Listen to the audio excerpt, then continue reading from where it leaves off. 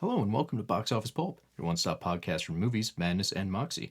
I'm your host, Cody, and today, that's it. No Mike, no Jamie, but don't worry, this episode makes up for its lack of host power by having an interview with writer, director, producer Aaron B. Koontz about his latest movie, Scare Package 2, RAD Chad's Revenge. If you haven't watched the Scare Package movies yet, they are streaming on Shudder right now. They're horror, comedy, anthology films that lean heavily into genre tropes, homages, and meta-commentary. Aaron and I get into slight spoiler territory while we talk, so now is the perfect time to pause the podcast and run to Shudder. I'll be waiting right here for you. If you need any additional convincing, and you happen to be a fan of the original movie, Scare Package 2, Rad Chad's Revenge is a no-brainer. It retains the heavy focus on the wraparound segment and keeps the gross-out gags coming fast and furious. You get exploding heads, acid vomit, extreme allergic reactions, flayed skin, you name it. Granted, the emphasis here is on the comedy instead of jump scares, but that shouldn't be seen as a surprise at this point. The first was pretty similar. We're getting max fun and absurdity. 2 thumbs up, check it out. Sound streaming, what are you waiting for? Go, go, go. Alright, I'm assuming you have gone and come back. Perfect. One last note. This is my first solo interview. I'm just some dweeb recording opinions in a closet, so it's always nerve-wracking to talk to the folks who actually make things. Fortunately for me, Aaron was a complete joy to talk to and made my job incredibly easy. I'd like to give one last thank you to him and his team for taking my softball questions and knocking them right out of the park. Alright, I think that's enough blather. Let's get on with the show.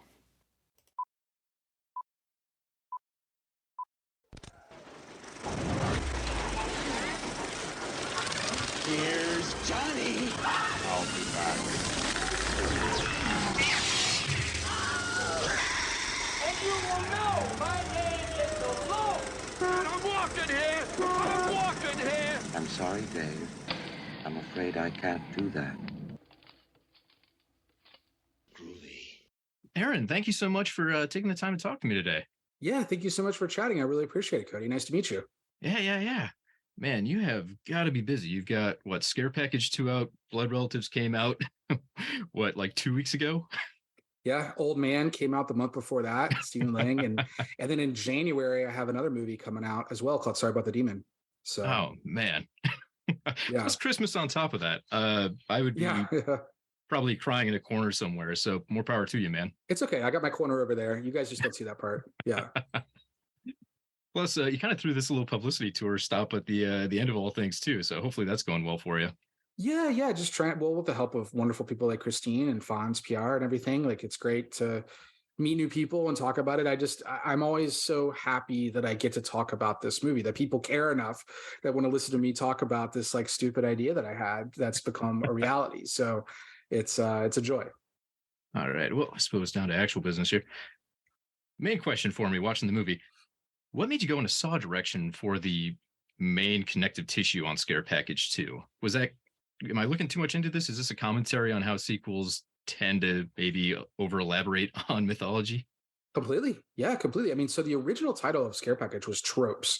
And the idea is that every segment was a horror trope. But then I wanted the title to be a trope too. And that's why it's Scare Package. So, Silent Night, Deadly Night, Shopping Mall, kind of punny titles. But the easy answer when you go into the sequel was to just go back to the video store, put tapes in, and we could just do this forever. And that would have been fine. That would have been fine. But I wanted to move into a different era of horror. I wanted to talk about that 90s to 2000s horror boom and kind of what happened there and what that was about. And that was exciting to me and was very influential on me. I'm graduating high school and stuff and all this and like what's going on there. And, so there was a lot that was kind of part of my DNA. But, that summer, there wasn't an intention to do Saw necessarily. I knew that we wanted to talk about horror tropes in the sequel universe. And it was already so crazy. Like, I'm a big fan of the Friday the 13th franchise. And I'm always the person that's explaining like, well, no, that's when it becomes zombie Jason. And then, no, that's not actually Jason, in 5, but then it's zombie Jason in 6. And then like 7, it's 8. Well, yeah, in 8, but then he turns to a baby, and but then in 9, he's back to being regular again. And then it's not really him either. And then 10, somehow he's in space. So it's like, I'm always the one explaining this canon to people. That's ridiculous. So that's already in the back of my mind. Then I'm thinking of things like H2O, where Jamie Lee Curtis can cut off Michael Myers' head and he could show up in the next one. Like, it was the ambulance driver, like whatever. So it's just, there's no rules in horror sequels, which is really fun. But the one that does it on the craziest level is Saw. And I was watching all the Saw sequels in preparation for Spiral. And I was Yeah. excited to like go back and revisit them. I had watched them when they came out each year, but kind of honestly had forgotten a lot of what was happening. I think I might have even missed one or two somewhere in there. And I'm like, what? I'm like, oh, wait a second. Okay. And I made good grades in high school. Like, I should be able to figure this shit out. I'm like, what is going on? And that's why there's a moment at the end where Graham Skipper's character, end of Scare Package 2, where he's like, do you know what's happening? Like, that's me in like the summer of 2020 watching Saw films and being like, what the hell, you know, trying to understand the canon.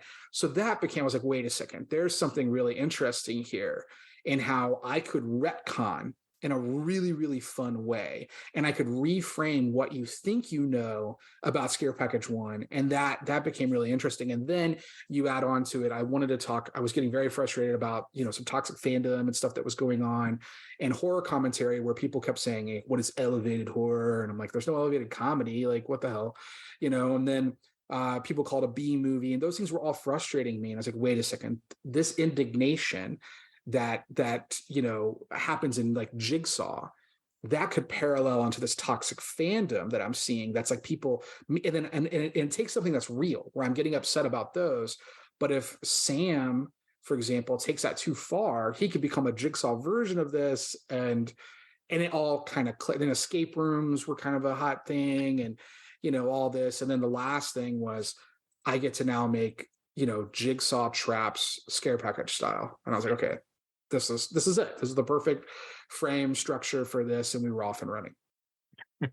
So do you think since you beat Saw 10 to the gates by like half a year, you've accidentally spoiled their movie, like they're rewriting things frantically right now? I hope. This is how John Kramer comes back. He had a puppet the whole time. Well, that's the thing. Like, John Kramer's died like 3 times, and he's still in every one of the movies. You know what I mean? So like, that's why when we were doing this, and Cameron Bird's my co-writer, he's like, well, we killed Brad Child. What are we going to do? I'm like, have you watched a horror sequel? Like, it doesn't matter. We can do whatever we want. He could have made all these tapes and all these things and all this stuff. And like, we can do, there's no rules, you know? But yeah, look, I'm excited now to watch the new Saw, because they're bringing back Shawnee Smith, which I think is really cool. And I think that is smart because it does get to go back into so I really, really love Saw 1 and Saw 2 in particular. And I'm okay with Saw 3, but Saw 1 and Saw 2 I think are really fantastic. And I think the twist at the end of Saw 2 is just like pitch perfect. And that's really in the Shawnee Smith version of this. And there's, for those that have seen Scare Package 2, there's a heavy influence in that, you know, and what that means. And I think so that's a fun thing. So yeah, I'm excited to see what they do with that, because I actually think there's ideas that could be fun there. But who knows? Maybe they'll just do another flashback to a scene that had 2 people, and then, oh, there's 4 people, and oh, there's 6 people, because that's what they just keep doing. So who knows? I am half expecting it to turn out to be like Saw 1.5, where we end up with Jamie Kennedy in Scream 3 territory. Everyone's just on videotapes. Yeah. Whatever. All good. All good. I'll still watch it, you know. Man, they got my money. They know I'm going to be. Yeah. Completely. All right. So In the Night, He Came Back Again, Part 6, The Night She Came Back. Fantastic title, by the way. Absolutely love it. We get a sequel. I don't know if it's just a sequel since it's Part 6, snuck inside of your sequel. So it's kind of like nesting dolls.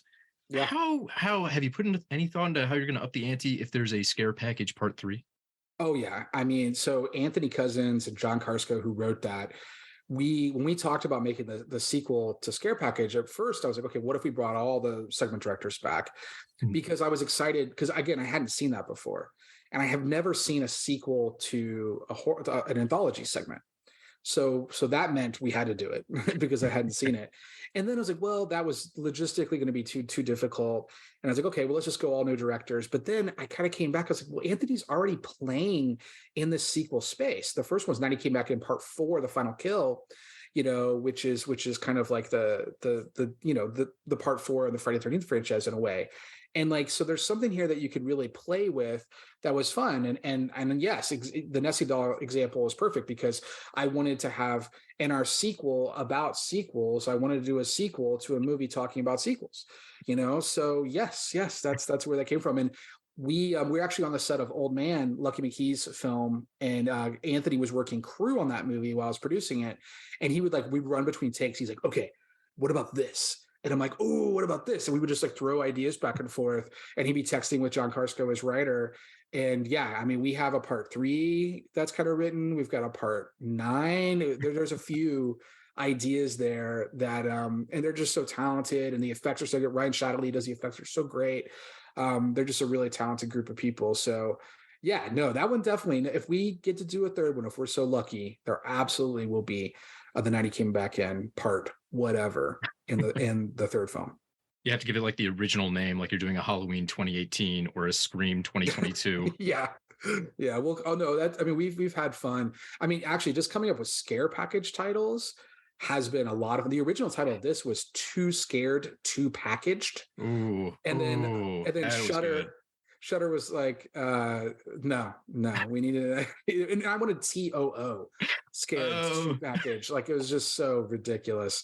But I mean, so we have a lot of fun titles for all this and what this could potentially be. But yeah, horror, there again, it's about tropes, and horror titles is a trope in and of itself. So it's going to be that title in my heart now. From now on, I'm going to have to take a Sharpie to my DVD copy whenever it comes out and just change it up. there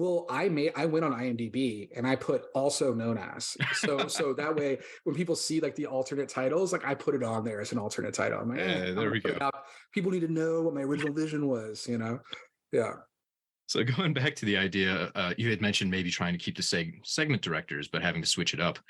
This is even more ambitious than the first one, because you've got people all across the, not just country this time, but all the way across the oceans here. How do you manage putting all that together?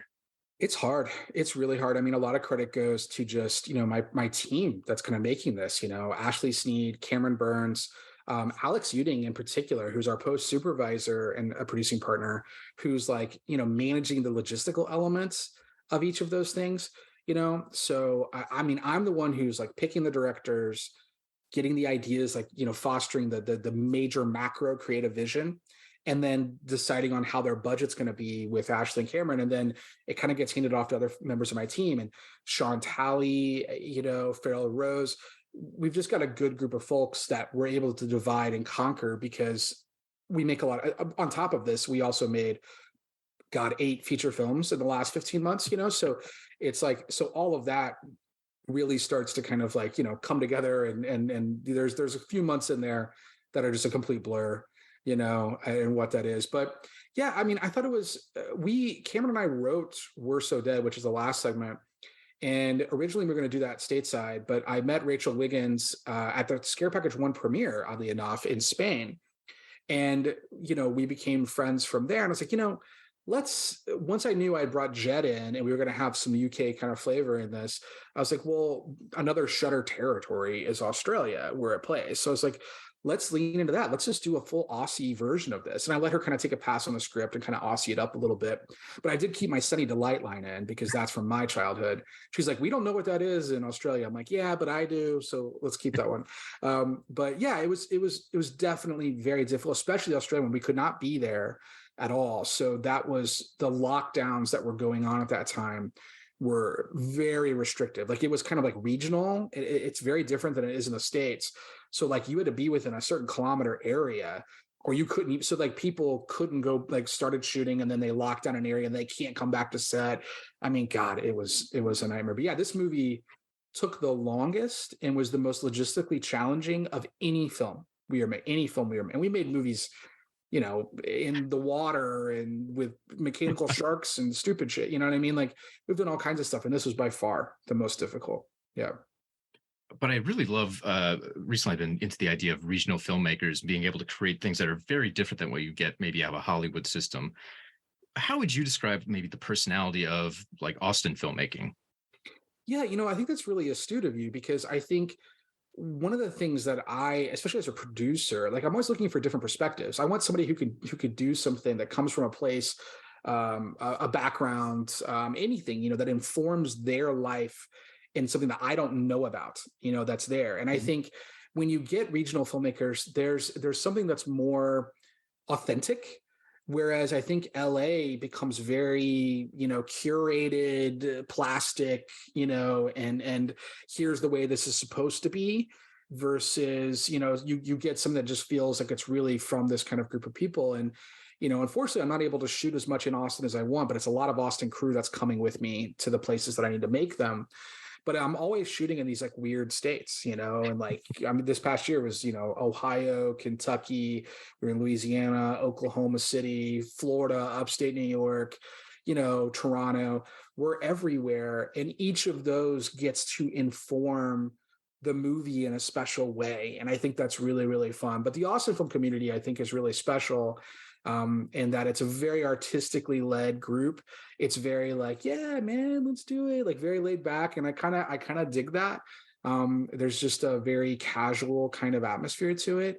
It doesn't feel as competitive and as like, oh, what have you done? What are you doing? What's going on? What's on your slate? Like nobody's asking what's on my slate before, and I think that's really, really great. And we pick each other up, and I think that's important too. So, but that, I will say, the horror community as a whole, and especially us as horror filmmakers, like we support each other. You won't see a horror filmmaker very, very, very rarely talking negatively about another horror film. You just really won't. You'll see us lifting each other up because we all know how hard it is.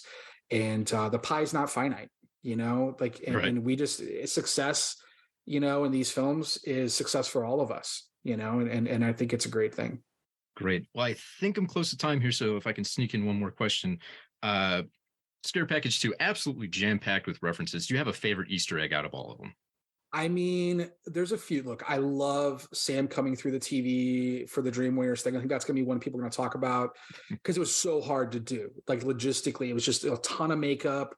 We're doing the blue screen thing. We're pushing him through a TV. We practically are pushing him through. It's really hard. I couldn't film that at the same time that my actors were there. So like he's in the TV and we had to wrap them because we couldn't afford overtime. So I'm literally like running around doing the lines and he's yelling back at me. And then when we came the opposite, the reverse, I'm the one standing up over there and I'm talking to the actors, and trying to make this thing cut together.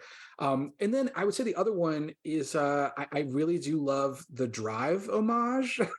Which not a lot of people, I think, especially in the horror community, might not completely get, but I'm obsessed with the movie Drive. It's one of my favorite movies. Oh. And the elevator scene in Drive, I think, is my favorite scene.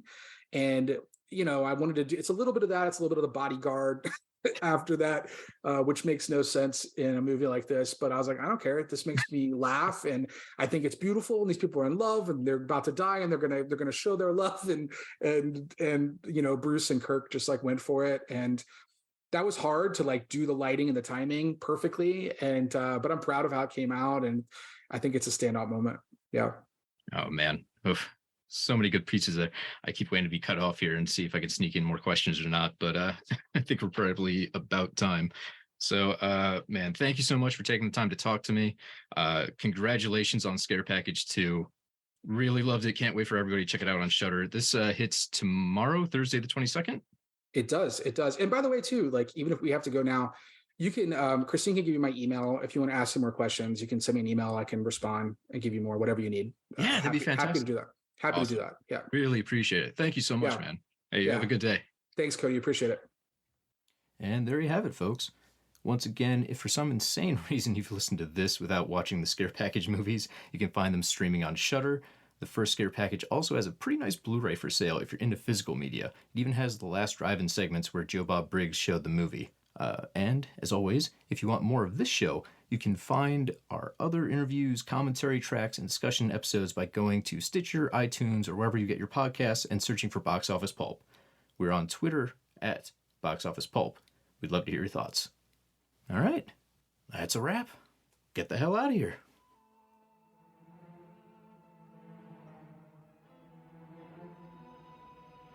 And like that,